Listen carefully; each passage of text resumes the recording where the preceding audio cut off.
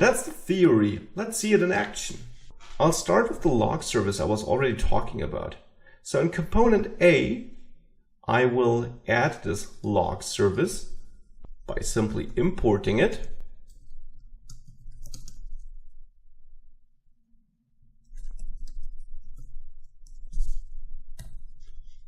So import log service here. And then I'll add a constructor to this component. And in this constructor, I'll assign it to a private property, log service. This name is of course totally up to you, but not up to you is this type of it, log service, which tells the Angular 2 dependency injector that we want to get an instance of this log service and then bind it to this private property called log service. Now, as mentioned, this won't work because Angular 2 has no chance of knowing how to create that. So I will add the provider's metadata here. And like the directives metadata told Angular 2 which directives we want to use in the template, the provider's metadata tells Angular 2 which objects we want to use in the body of this component. So which injections we want to get or want to be able to get. With that, I can access the log service. And now I will implement the onLog method here, which will get the value to log. Now, in order to get that value, I'll go up and set a reference, a local variable to that input here.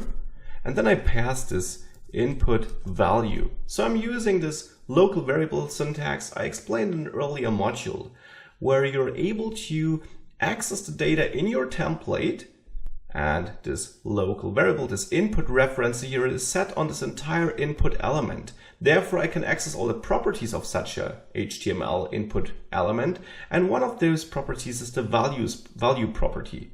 Therefore, I can pass the value of the input to the onLog method, and I'm getting it here. It will be a string, and then I can call this log service write to log and pass this value. Now with that, if I open up my developer tools and try this out with test, you see that test is written to the log. Now of course it doesn't work on the second component where I get an error because I haven't implemented it there yet. So I'll quickly do that. And I just finished this and notice that I have the provider's metadata in A and B, and therefore two instances. Since I'm not doing this on a root component, which would be the service component here, which implements both, well, component A and B, but I'm doing it on the individual components itself. Therefore, I have two instances, which is totally fine since I'm, well, only logging something to the database. It's no operation which needs to be kept in sync or anything like that. So now, as this reloaded, if I could type and would write test here, it would get passed if I also added that input here. So input value, and now you will see that it works, and I can log test. Great, so that is the log service and how we use dependency injection to log something.